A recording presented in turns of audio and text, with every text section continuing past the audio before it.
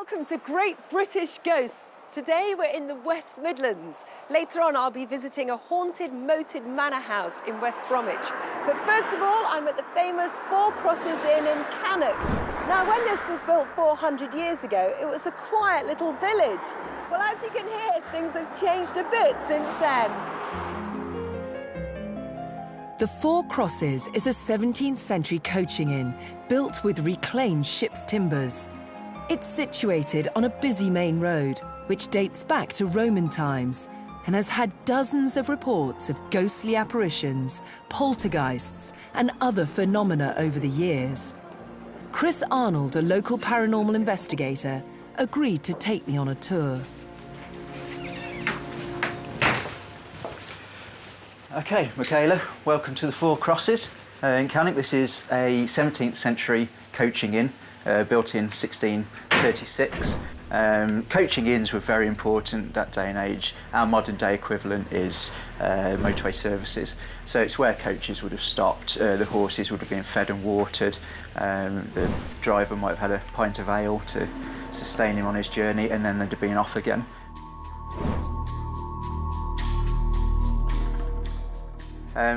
It's not a famously haunted building, but we've been investigating it for years. We think it's a bit of a hidden gem in the paranormal world, and we think it's an important part of haunted Britain. But to start the tour, I'm going to take you into a strange place to begin, the ladies' loos. OK. OK. Would you like to follow me?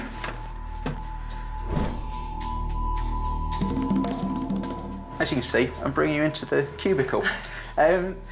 Strange story from a few years ago, about 5 years ago.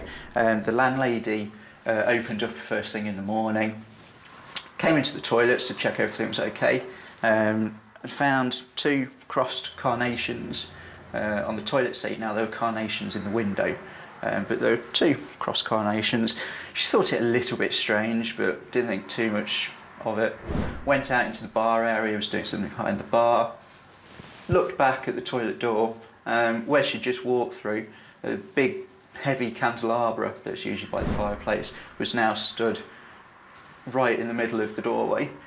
She couldn't have possibly missed it coming out of the toilets because she'd have walked straight into it. And it did shake her up a bit because it's pretty much unexplained.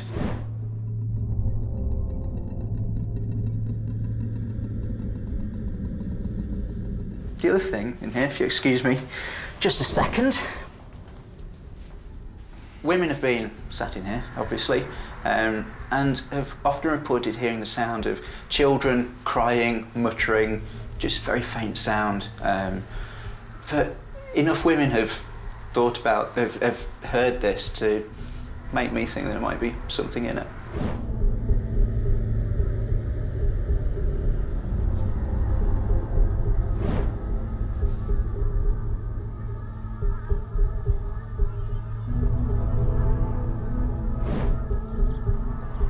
Flamboyant local psychic mystic Ed Ward is very familiar with the ghosts of the Four Crosses and agreed to come down and tell me about them. I've had many experiences here at the Four Crosses. They're not nasty experiences either. For people that come here and think, oh, you know, I've gone into the ladies' toilet and I've heard banging of doors and things, don't be afraid by it. In fact, it's quite romantic. You hear things on the stairs, you hear things about dogs, and you can feel cold drafts around you as well. But they're spirits that don't do any harm.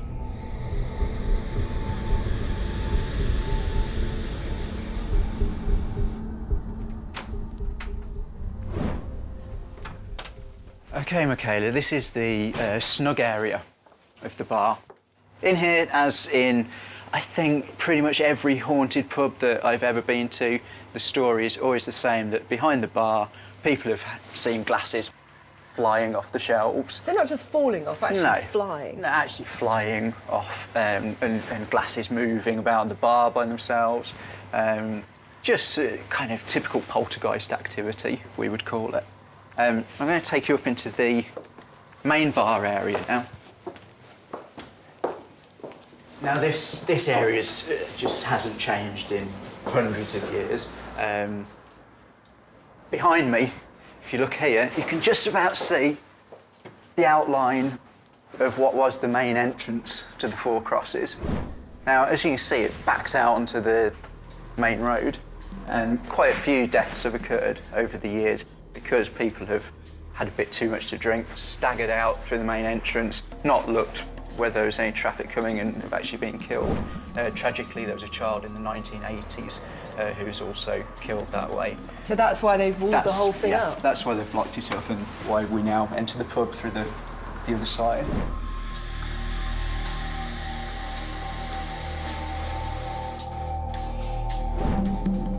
One of the more persuasive stories that I've heard in here goes back about 10 years. Over in this area, there was a member of staff just clearing up during the day.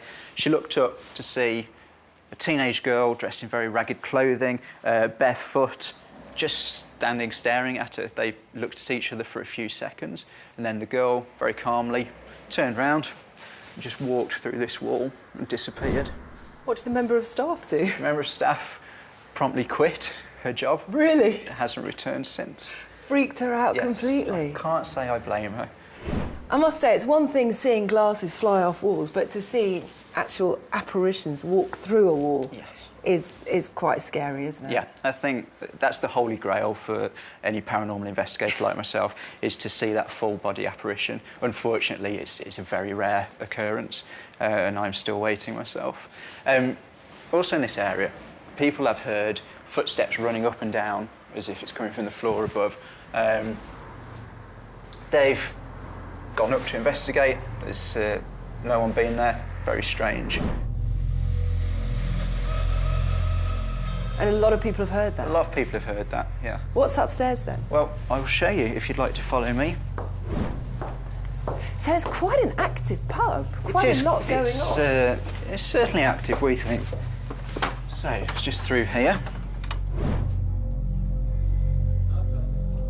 There's a story when we first moved in, the chap from the brewery, Marston's, he was looking at some of the bed and breakfast upstairs, wasn't he? Yeah.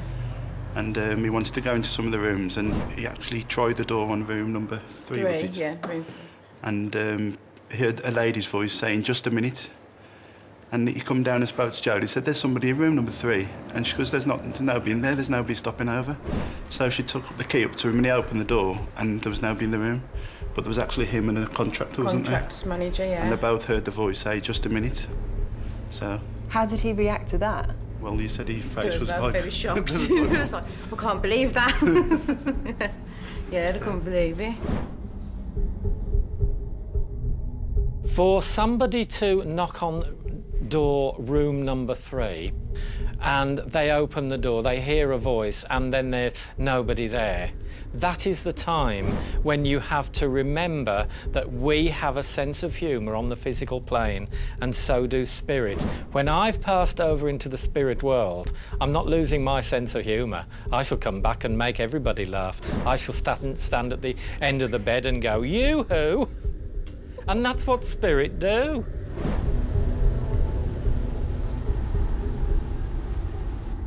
So I'm going to take you up into the attic.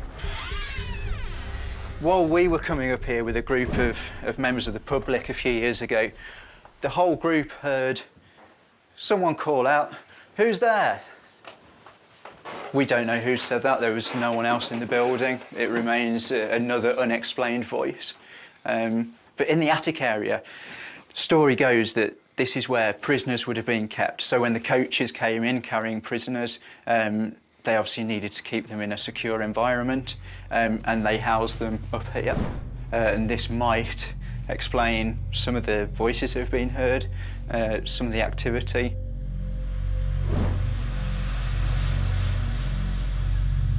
Obviously, prisoners would have been in a tormented state of mind. If we go back to the stone tape theory, maybe that emotion was kind of soaked up by the beams. No one knows, but these are all theories that possibly might fit. And of course, no proof, but some of those prisoners could have died up here. Exactly, no proof at all, but, you know, if that was true, then it's more than likely. We were sat down here the other night, wasn't we, when we'd finished a few nights ago, and we'd done all the cleaning. That was sitting by the fire, and it was like somebody was running up and down the landing upstairs, but there was no one up there. So that was hear the footsteps of them running and things. Yeah, like them running up and down, were they? So how do you feel now about being landlord and landlady of a haunted pub? I think if we listened to everything that we heard, I don't think I'd stay here, to be honest. But because I think if I was to see something myself, I think I'd be like, oh my God. But up until now, I'm trying not to let it bother me too much, else I'd be really worried. The Four Crosses, in my mind, is one of the most haunted inns that I've ever been in. It really is, without a doubt. The things that people have said to others have happened to me. Dogs, children on the stairs, things happening in the ladies' bath, toilets, you name it, things happening in the bar, noises in the middle of the night. It is not unreal, it is very real and not to be feared.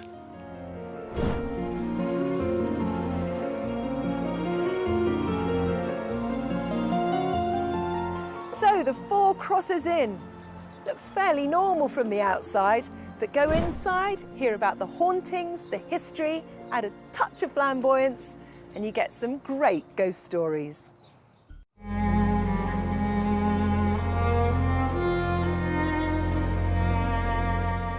This is the Manor House in West Bromwich. It's a fantastic looking Grade 1 listed timber beamed building dating back to the 13th century. So, surprise, surprise, it has some great British ghosts. The Manor House is a magnificent building which is surrounded by the residential estates of West Bromwich that have grown up around it over the years. Despite its grandeur, the manor remained derelict for decades before being saved by Sandwell Council, who run it today. The building's manager, Rachel Smith, agreed to show me around. Let me show you the Great Hall. Oh, wow, look at this. This really is a great hall. It's fabulous. When does this date back to? The Great Hall dates from 1270. So it's really old. Really old. What about those timbers? Are those originals? Yes, the timbers in the roof are original. So what would this hall have been used for?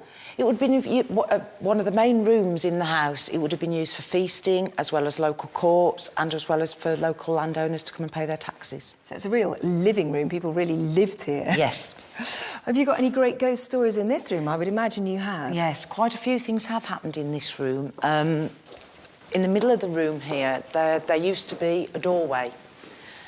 When it was renovated, it was taken out, but people have seen a medieval dressed man walking in and out as if there is still a doorway there, and he's looked them full on in the face. So a full apparition? Yes. That must be pretty spooky. Yes, I should imagine it would be.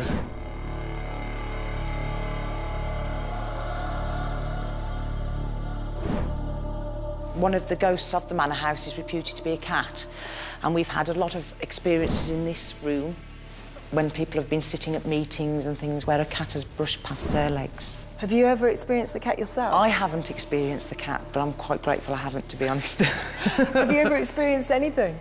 I've heard footsteps from the South Solar up here. It's very common for us to be sitting here or working here and hearing footsteps and creaking floorboards, but now I think I should show you the North Solar.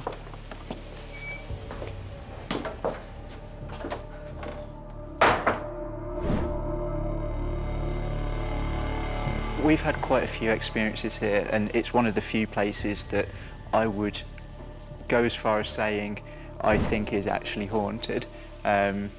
We had one night here, we were just doing a private investigation, and we were sat in a small room just near to what used to be the bar. The group was sat in there. They heard very distinctly footsteps.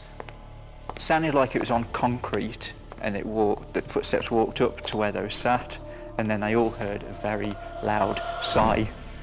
It scared them all, obviously. The interesting thing was, and we did actually record this sound, the bar was actually carpeted at the time, but the footsteps sounded like they were on concrete, so that was particularly interesting.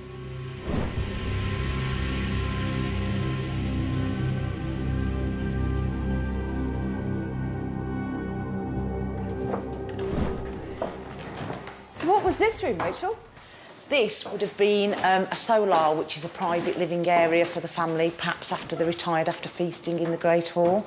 It's also got a chapel attached to it, so it would have been an area where they could have felt a priest would be praying for them. So any great stories in here? There is a few ghost stories in here.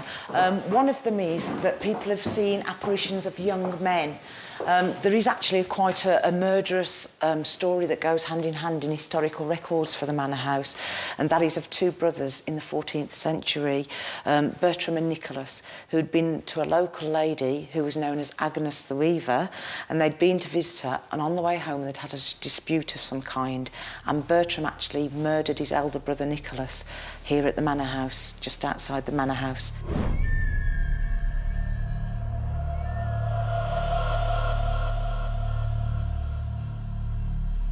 There's also a story associated with the chapel.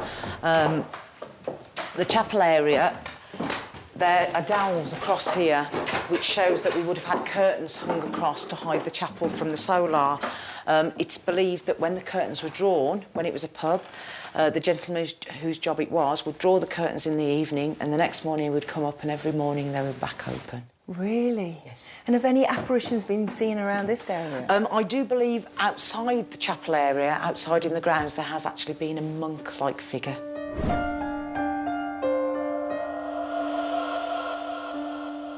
And do people actually see the whole figure then? Yes. Regularly? Yes, yes. I mean, up until as recently as a few weeks ago, staff have heard noises, seen things. We've had people who've worked here at events who've actually come to me and said, oh, I've just seen an apparition, and have actually gone white and been quite scared. So, yeah, pretty haunting stuff. So you'd say the manor house is definitely haunted? Definitely haunted. It's got a lot of good stories.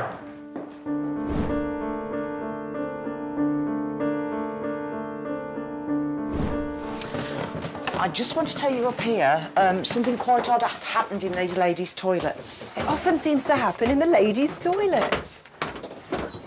So these obviously aren't historical toilets. No, they're not historical toilets. These are 60s toilets. You can tell by the colour. About 12 months ago, we were taking some photos for our Halloween events, trying to make them look a bit spooky. What, looking in the mirror? Yes, trying to make it look like I was a reflection hiding me behind the door. When we actually got the photos back, there was actually something behind me. So there was a shadow behind you in the photos? Yes. That is so bizarre. So you didn't have to Photoshop it? No, it's quite scary. And no idea what that shadow was? No, not at all.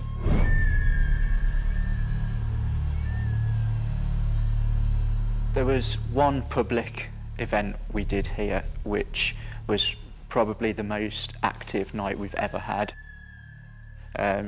All night things were happening. We had disembodied footsteps, we had doors opening and closing by themselves. People actually saw the apparition of what they said was a monk kind of fleeing across the Great Hall. And this was witnessed by more than one person, which obviously is more convincing as a story. At one point we got all the groups together because it sounded like someone was trying to break in. It sounded like someone was throwing themselves against the exterior doors. We checked, there was absolutely no one in the vicinity at all, and that remains unexplained.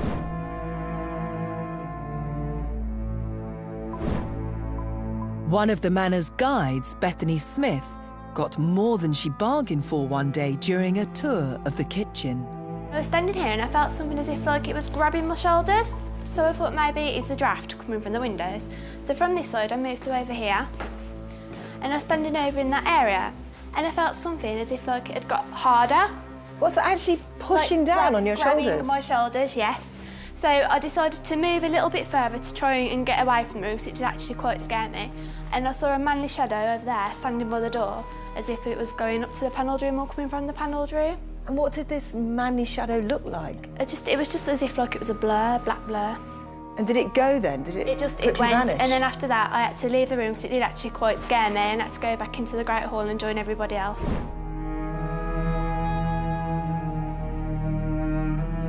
So how do you feel in the manor house now? I do not like going in this part of the area of the house. If I have to go in this part of the area to turn lights on or take tour groups around here, I actually have to have people with me because I don't like being on my own. And Beth, do you have any idea what that could have been, particularly the pushing down? Well, I don't feel like it.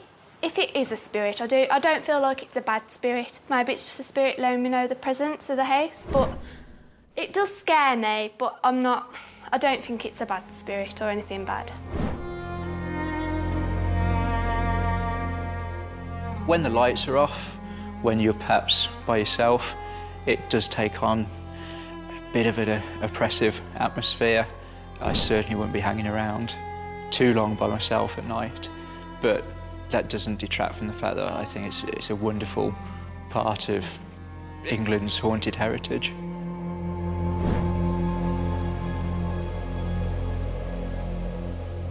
Well, the Manor House really does have some great ghost stories, but what's fascinating about this place is that it's right in the middle of a residential area. It truly is a haunted hidden gem. See you next time. Bye-bye.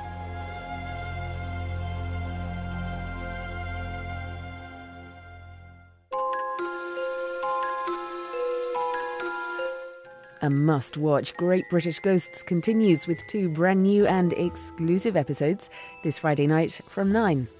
Up next, the Antiques Roadshow.